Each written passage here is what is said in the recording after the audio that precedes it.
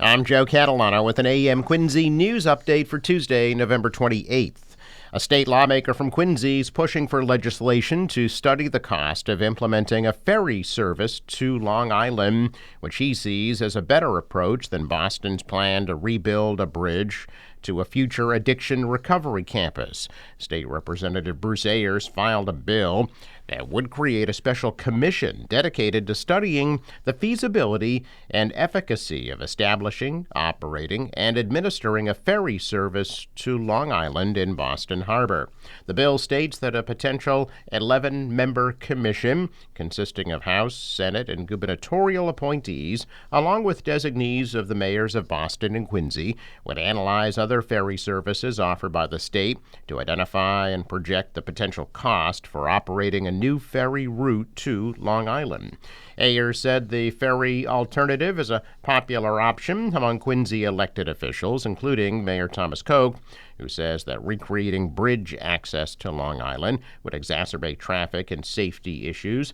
Establishing a ferry by expanding on existing pier and dock infrastructure that allows youth and staff to access a summer camp each year on the island would likely be more cost-effective than building a new bridge, according to Ayers.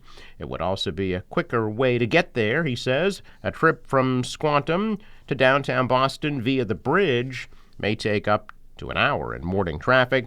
He says a ferry may get there in 15 minutes.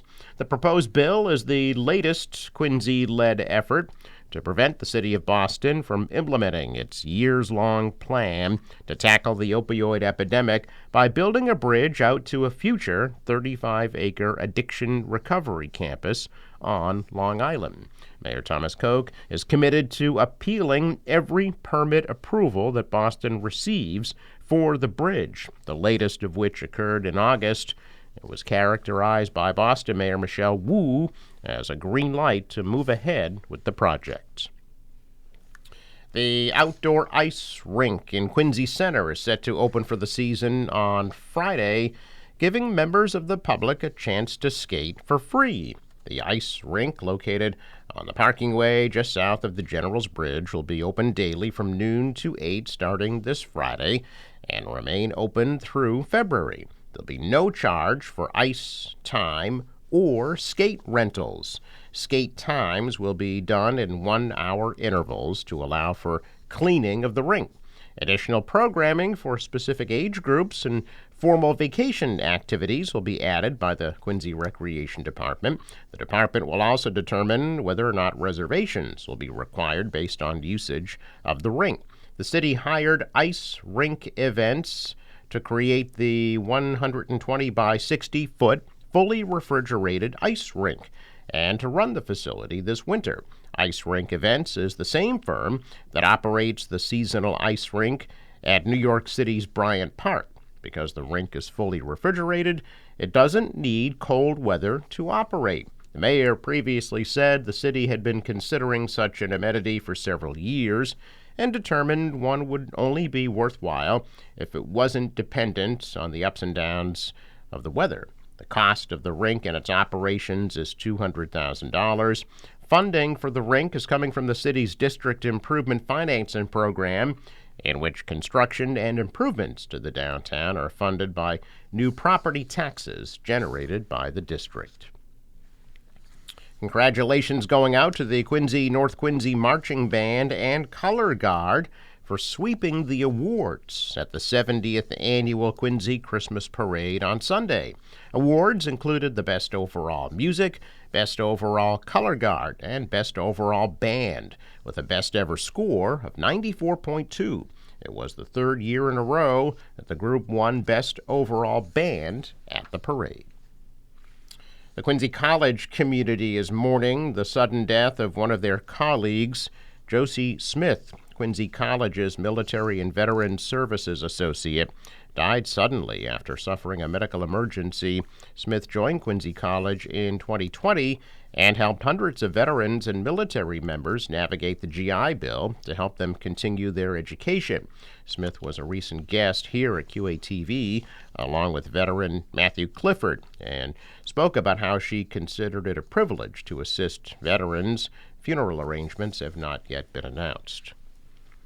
Governor Maura Healey said she remains hopeful that an agreement can be reached soon to approve supplemental budgets that include $250 million in funding for the state's strained emergency shelter system.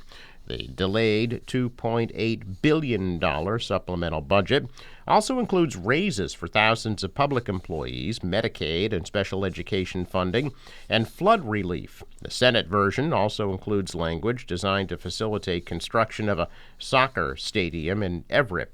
The House and Senate held their sessions open into the afternoon yesterday, fueling speculation that Democrats might be trying to reach a deal on the overdue spending bill. Democrats were unable to agree on a bill closing out spending for fiscal 2023 before the formal sessions ended on November 15th. Now must come up with a bill that attracts unanimous support in informal sessions or start the spending bill debates all over again next year. After receiving a grant in 2021, Curry College in Milton launched a new course entitled Healthcare Acting the Patient's Role. The course, taught in conjunction with Curry's Theater Department and School of Nursing, teaches students on campus how to be healthcare actors. After completing the course, students can then apply for a student job on campus as a healthcare actor, participating in real-life medical simulations. Hands-on training comes amid a continued nursing shortage in Massachusetts. Currently, there are about 119,000 job vacancies in hospitals around the state, according to the Massachusetts Health and Hospital Association. And hospitals have been pushing to pass a bill that would make a pandemic-era provision allowing soon-to-be nurses and recent graduates to start practicing a permanent measure. Curry said the healthcare acting class is attracting a wide array of students, ranging from communications majors to theater majors and even psychology students. Check of business news this morning, and stocks retreated yesterday. The Dow was down 56 points. The Nasdaq lost 9, and the S&P fell 8. Shares mixed in Asia. The dollar fell. The euro is down. Oil at $75 a barrel. Sports: Bruins lose to the Columbus Blue Jackets 5-2. Celtics will host the Bulls tonight at 7:30. Forecast from the National Weather Service: partly cloudy today, high only 38. For tonight, partly cloudy, low 28. Tomorrow, partly cloudy, high 36. Thursday, sunny and milder, high 46.